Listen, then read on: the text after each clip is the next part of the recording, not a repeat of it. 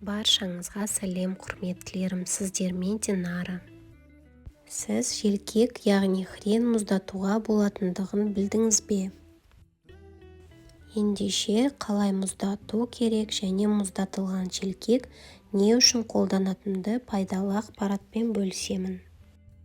Алдымен желкектің жапырақтары тым үлкен болса екіге бөліп аламын. Бетіне суық су құйып, жарты сағатқа қойып қоямын.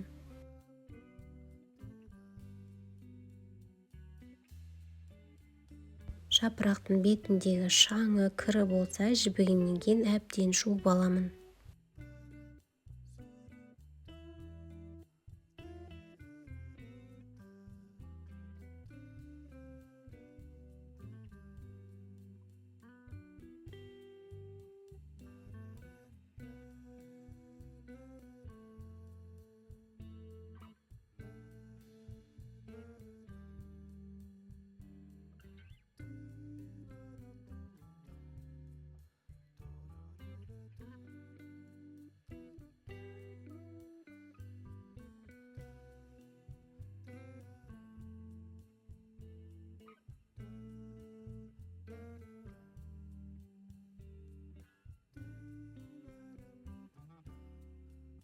Жапырақтарды әбден жуып болғаннан кейін таза сумен шайып аламын және шүберек майлыққа құрғатып аламын.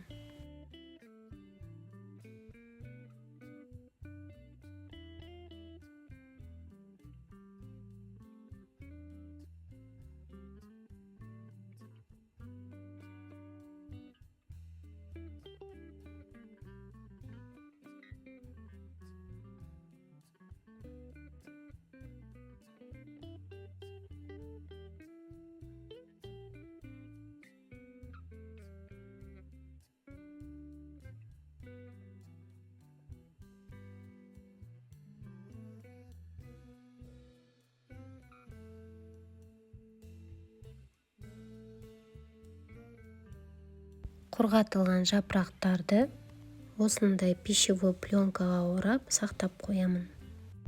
Тұздыққа қолданғанда әрбір банкаға бір желкек жапырағын қолданамын. Сол себептен әр жапырақты бөлек сақтаймын және алғанда ыңғайлы болады. Кейін көктемге қарай дайындаған тұздық біткен кезде осы мұздатылған желкек жапырақтарды қолдануға болады. Көбінесе мұздатылған желкек жапырақтарын қияр тұздағанда қолданамын.